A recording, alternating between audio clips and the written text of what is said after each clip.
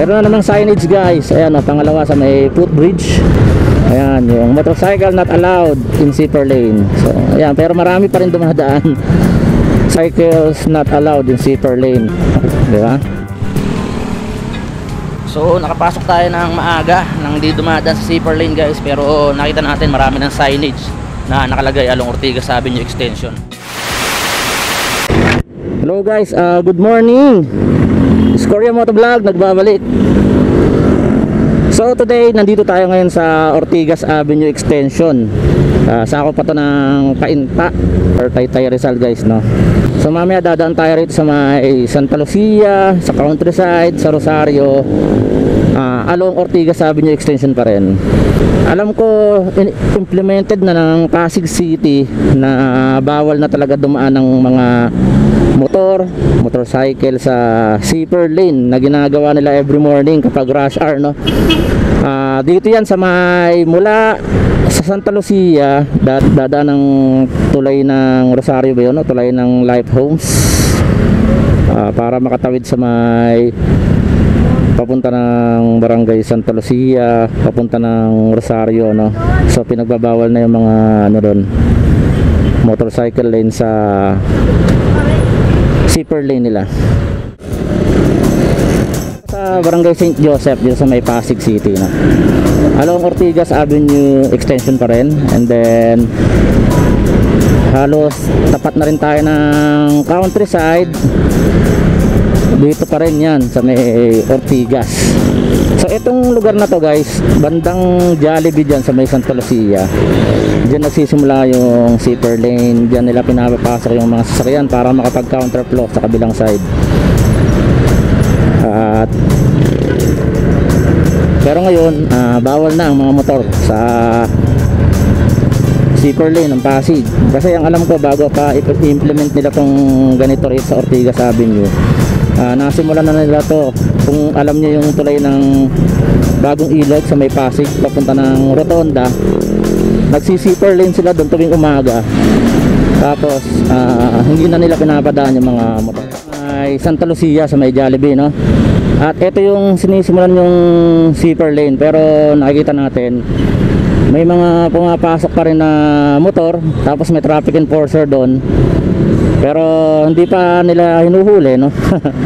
Pero maluwag naman dito sa ano, sa tulay ng, hindi ko alam kung anong tulay yan, basta galing ka ng Life Homes, baba mo ng Rosario. So ayan, may mga motor pa rin sa zipper lane, no.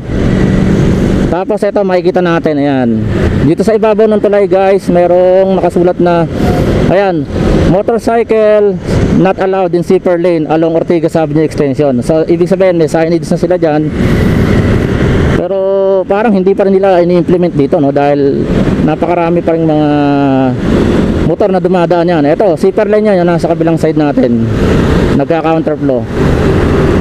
Tapos dito medyo maluwag pa. Ito yung tulay na sinasabi ko sa inyo guys.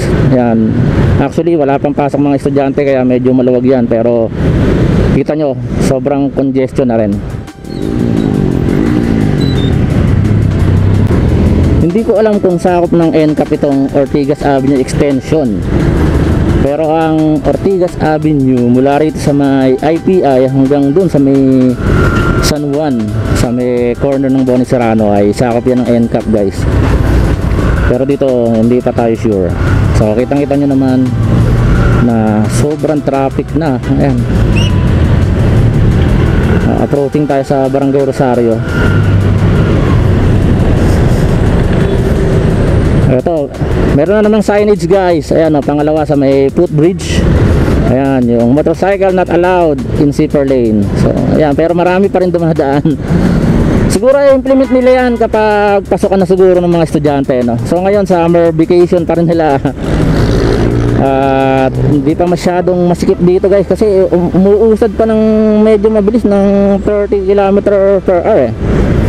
So ito panibago na naman, motorcycles not allowed in zipper lane, di ba? Ang dami nang nakasulat. Pero mas maganda sumunod na lang kaysa mabulaga ka, eh. Ayan, isa pa rin, oh. Ayan. Sobrang sikip talaga dito guys. lalo kapag may mga pasok na estudyante, yung mga EU, mga taxi, yung mga bus, nagsisiksikan dyan.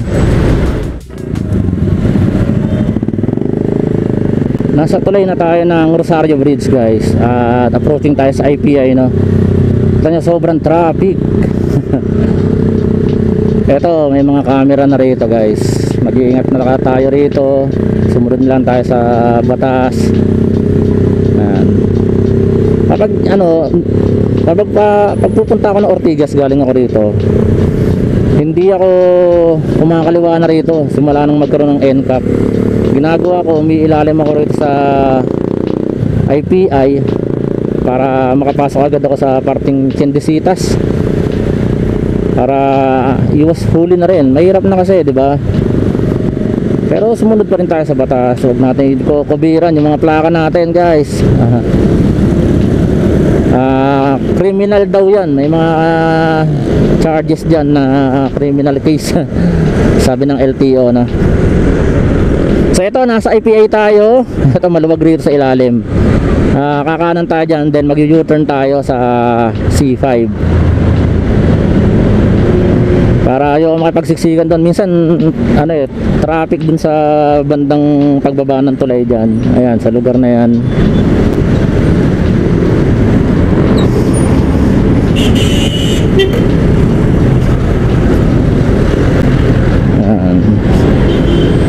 Mag-U-turn tayo rito sa may parte rito. Maganda yung lugar ngayon dito, guys. Sobrang kinis ng daan dahil bagong ispalto. Ayan yung mga galing ng Cubao yan, yung mga sasakyan na yan. Ayan, mapapunta ng Makati.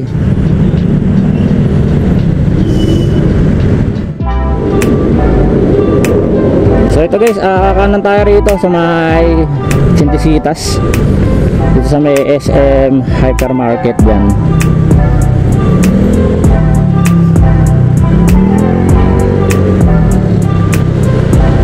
Wala pang nakalagay na signage ng bike lane dito kasi bagong asphalto nga, pero kailangan sumunod na tayo. Ayan, ito NCAP to, cover to ng NCAP, guys. Yan, ayan yung tulay na galing sa Rosario, guys, Rosario Bridge. Minsan kasi natratrap na yung mga motor dyan kapag sobrang traffic. So ginagawa ko, may ilalim ako sa IPI. So ito, nagbabike lane pa rin sila.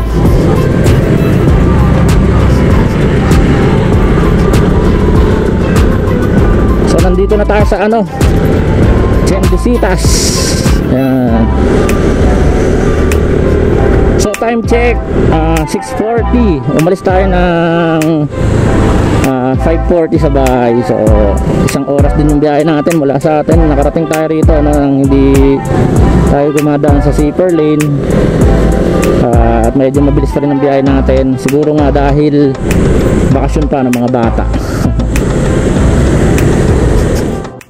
Time check tayo. Alas 7 pa lang ng umaga ngayon. Nakarating tayo ito nang hindi tayo dumadaan sa zipper lane, guys. So nandito na tayo sa may parking na pinaparkan ng mga motor namin dito sa may gilid ng Tektay. So nakapasok tayo ng maaga nang hindi dumadaan sa zipper lane, guys, pero nakita natin marami ng signage na nakalagay Along Ortigas Avenue Extension.